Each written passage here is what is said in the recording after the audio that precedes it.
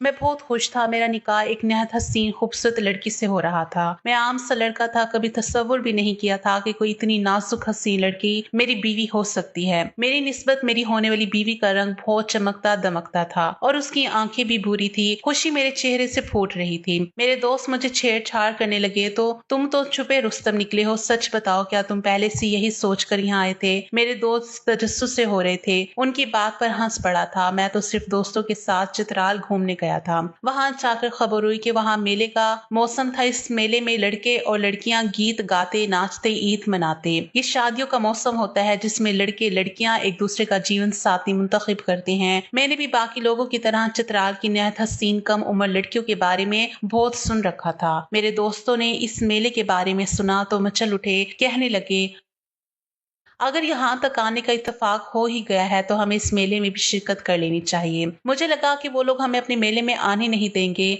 क्योंकि उनकी जवान लड़कियां नहायत खूबसूरत रवायती लिबास में तैयार होकर नाचती ईद मनाती हैं। मगर तब दोस्तों ने बताया कि इस मेले में किसी पर कोई पाबंदी नहीं होती। बाहर के लड़के लड़कियां भी वहाँ पर लुत्फ अंदोज होने जा सकते हैं। मैं भी दोस्तों के साथ उसमें पहुंच गया था। वहां जाकर तो मेरी और मेरे दोस्तों की आंखें फटी की फटी रह गई थी। वहाँ हसीन लड़कियों का एक जहां बात था। रवायती लिबास और टोपियों में खूबसूरती से तैयार वो लड़कियां गले में बाजू डाले खुशी से नाच रही थी। मेरे दोस्त भी इनमें शामिल हुए, नाचने लगे। मैं हैरत ज़दा से उन जिंदा दिल लोगों को हंसता मुस्कुराता देख रहा था। कुछ देर बाद तमाम लड़की एक तरफ जमा होने लगी। हमने वहां खड़े लड़के से पूछा इनको क्या हुआ। कहने लगा कि ये लड़कियां अपने दूल्हे की तलाश में यहाँ आई हैं। इस मेले में अपने लिए हम सफर ढूंढती हैं। इनकी मर्जी और पसंद से शादियां की जाएंगी। मैंने हैरत से कहा इनको लड़का पसंद करने की इजाजत है? वो कहने लगा जी हाँ, सबको जो भी लड़का पसंद आएगा वो उसके साथ शादी कर लेंगी। हमारे वालिदैन इस बात की पूरी इजाजत देते हैं। हम हैरान हुए क्योंकि हमारे यहाँ इस बात को गैरत का मसला बना दिया जाता था। मेरा दिल पूरी शिद्दत से धड़क उठा था।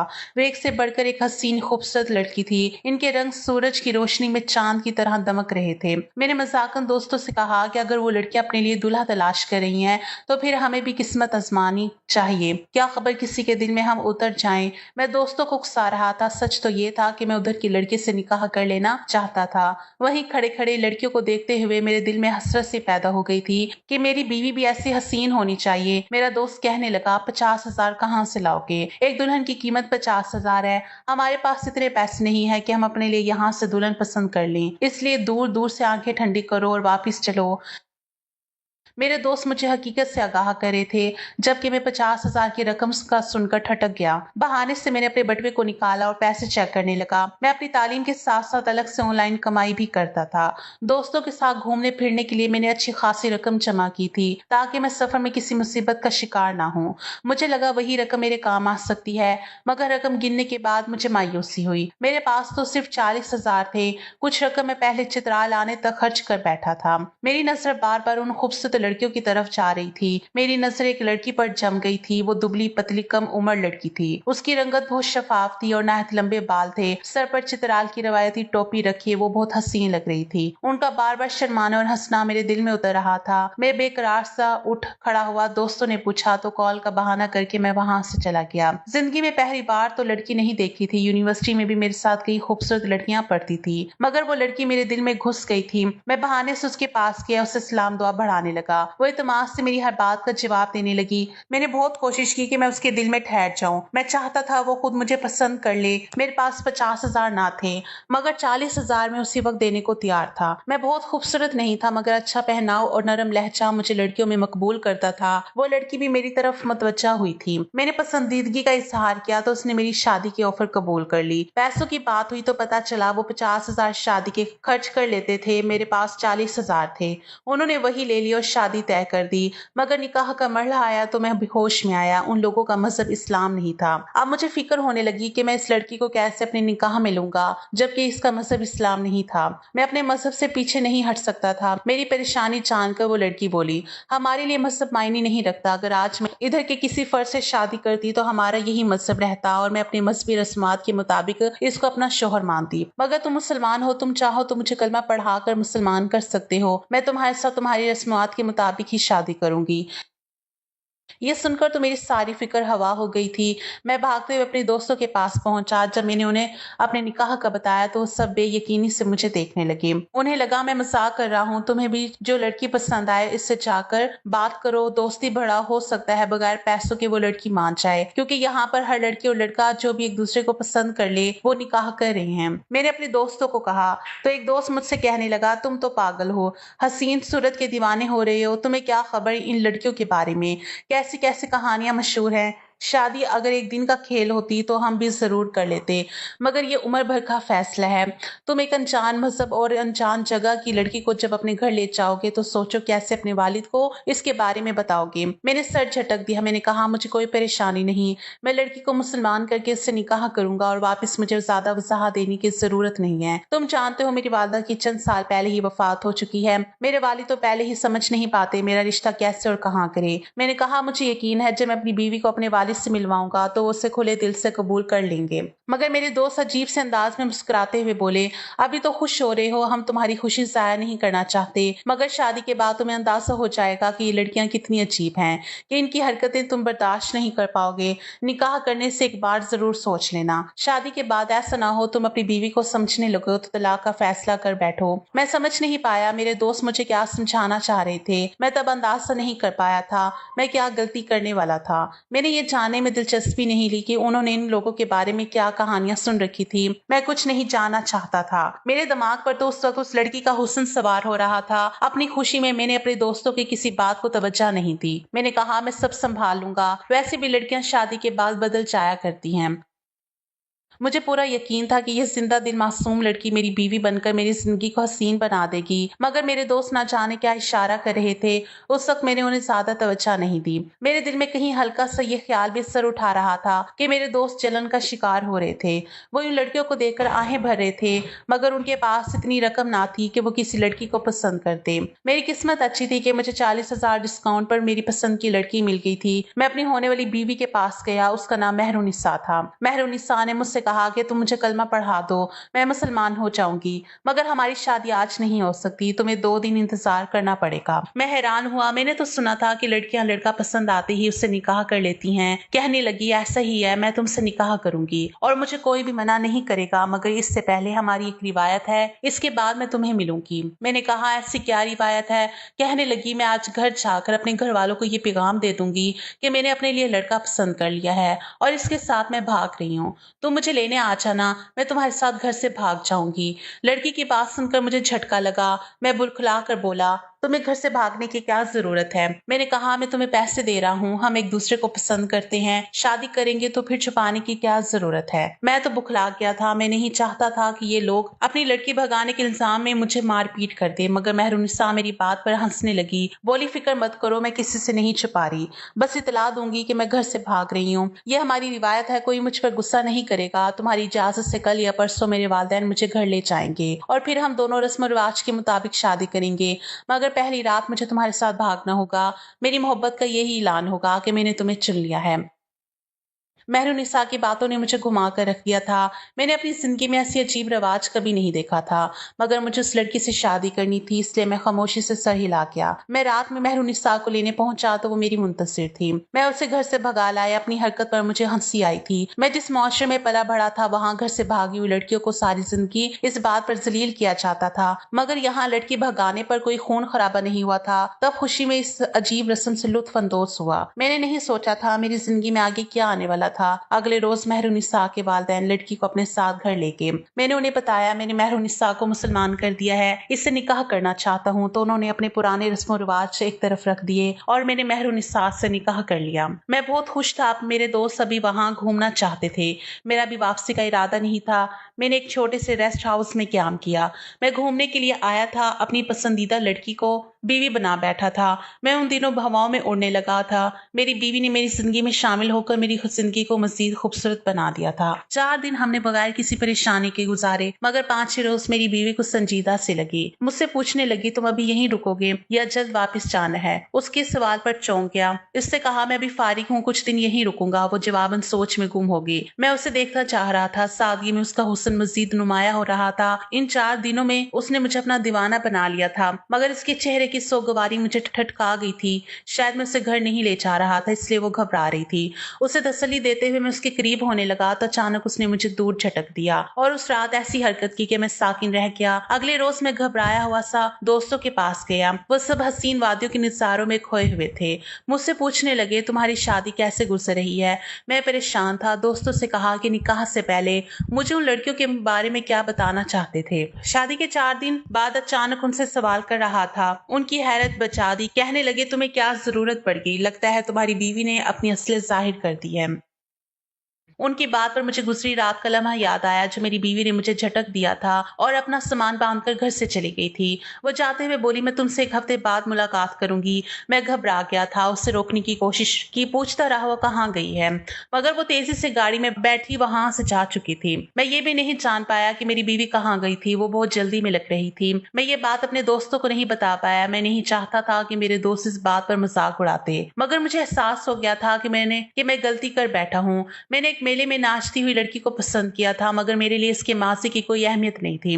लेकिन शादी के बाद मेरी बीवी का अचानक गायब हो जाना मेरी समझ से बाहर था। 2-3 रोज मैं बीवी का इंतजार करता रहा। उसकी कोई खबर नहीं हुई। उसके घर जाकर पूछा तो उसकी माँ लापरवाही से बोली, मेहरुनिसा बिशाली गई होगी। मैं नहीं जानता था वो किस जगह का जिक्र कर रही थी, मगर मुझे तो उनका रवैया बुरा लगा था। मैं बददिल हो गया। सोचा जिस शादी की बुनियाद ही इतनी बुरी थी वो कामयाब कैसे होती। मैंने अपनी शादी का बाप को खबर तक नहीं होने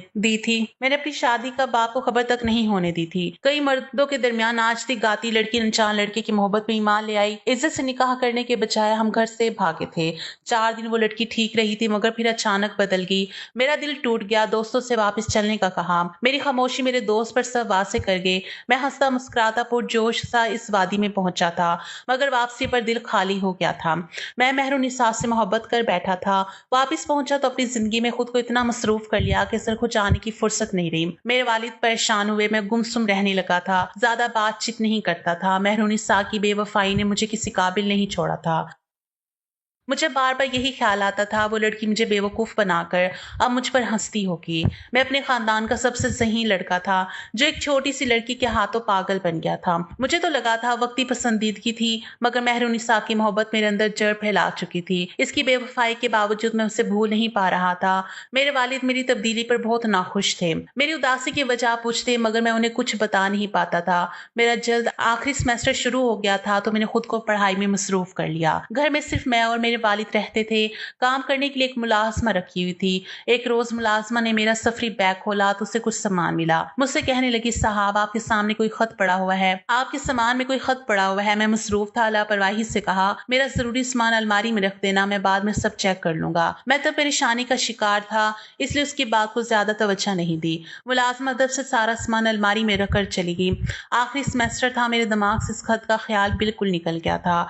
डिग्री लेते ही मैंने एक अच्छी जगह पर नौकरी करने के लिए इंटरव्यू दिया। मेरी किस्मत अच्छी थी कि मेरा इंटरव्यू पास हो गया और मैं जॉब करने लगा। इस तमाम अरसे में नेहत और मसरूफियत के बावजूद मेरे दिमाग से कभी मेहरुनिसा का ख्याल नहीं गया था। मुझे चित्राल से वापस आए साल भर हो चुका था, मगर आज भी मेहरुनिसा की याद आती थी तो दिल दर्द से भर जाता था। मैं उसे जब याद करता अपने खालीपन का इल्जाम देता और उसे बदुआ देता कि वो कभी खुश ना रहे। मेरे दोस्त इस सफर को भुला चुके थे, सब अपनी अपनी जिंदगियों में मगन हो चुके थे, मगर मैं अपनी जिंदगी के वो 4 दिन कभी भुला नहीं पाया था। मुझे लगता था मेहरुनिसा अपनी जिंदगी में खुश होगी, मेरी तरह चित्राल में मेला देखने के लिए आए नौजवानों को अपने हुस्न से काबू करके पैसा लूट रही होगी। मैंने उसे जब भी सोचा उसका यही खाका मेरे दिमाग में उभरा था, क्योंकि मुझे यकीन था इस शादी में सिर्फ मैं मुखलिस था।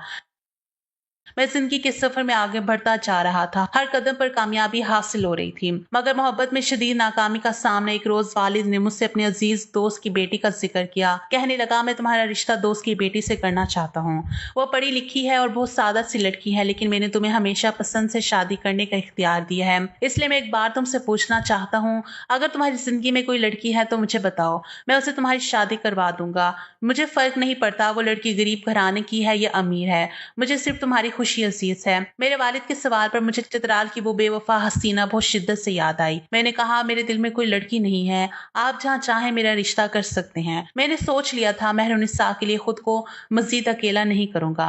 मेरी हामी भरते ही मेरे वालिद ने मेरा रिश्ता तय कर दिया और शादी की तारीख भी दे दी। मेरी शादी के दिन करीब आ रहे थे। मेरा दिल मजीद उदास होता जा रहा था। शादी से हफ्ता भर पहले मेरे वालिद ने मुझे हिदायत दी कि अपने कमरे का पुराना फर्नीचर हटाकर अच्छे से पेंट वगैरह करवा लो।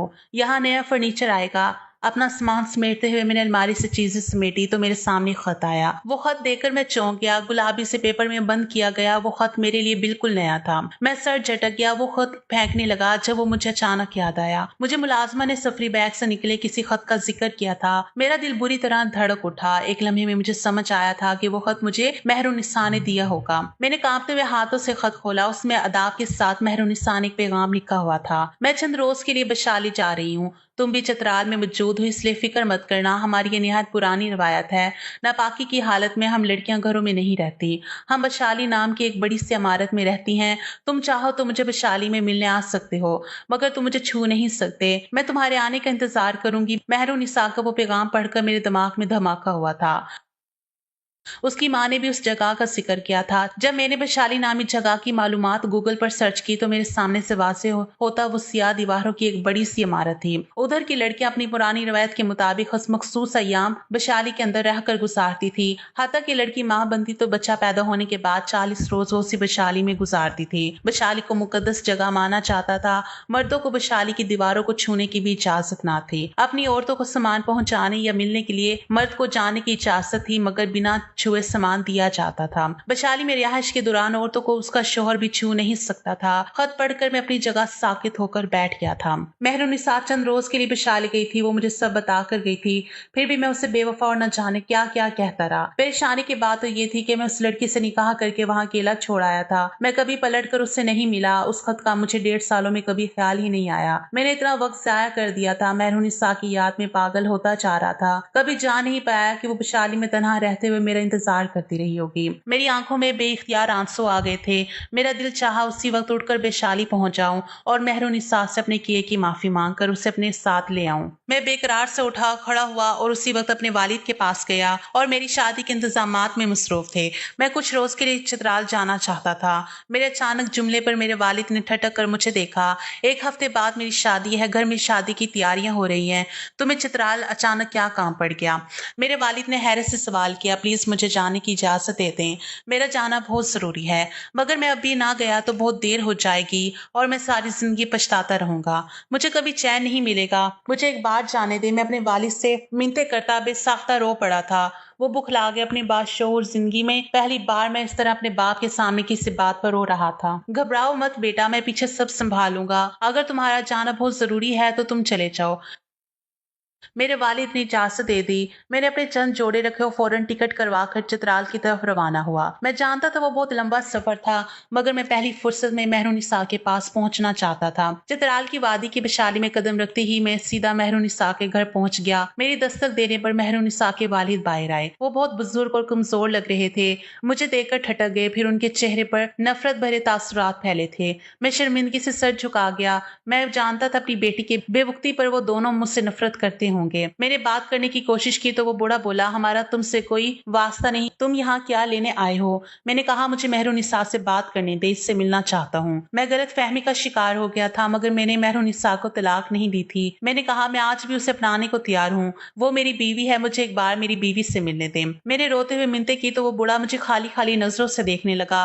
बोला, अगर तुम किसी गलत फहमी का शिकार होकर गए थे तो आने में बहुत देर कर दी, क्योंकि हमारी बेटी मेहरुनिसा का चंद माह पहले इंतकाल हो गया है। ये खबर मेरे सर पर बिजली की तरह गिरी थी। मैं फटी फटी आंखों से उस बूढ़े को देखने लगा। मेरे होश यकदम उड़े थे।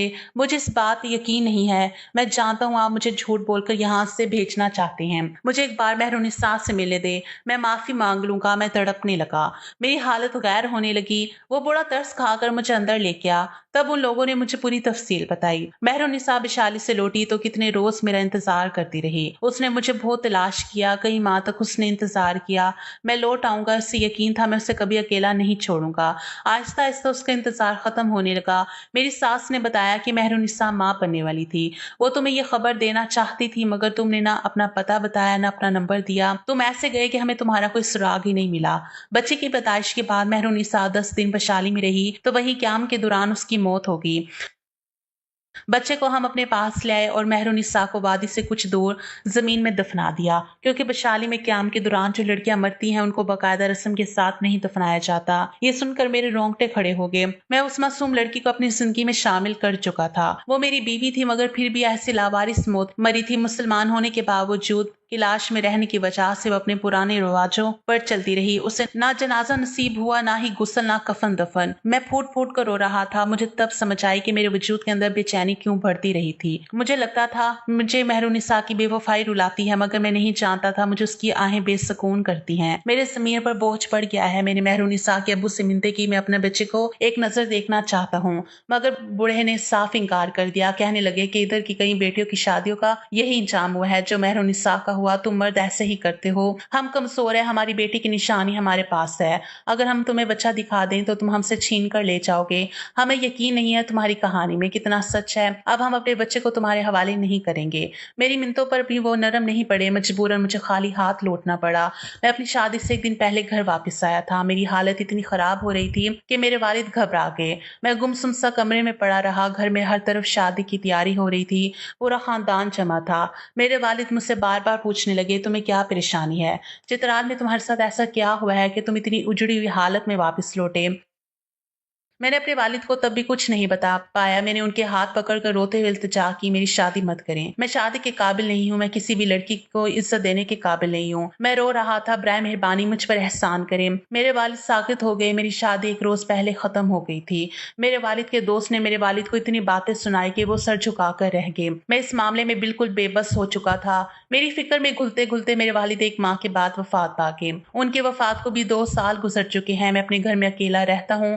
कामयाब इंसान हूँ, मगर आज भी मेरी जिंदगी वैसी की वैसी ही वीरान है। मेहरुनिसा की याद मेरे दिल से कभी नहीं निकली।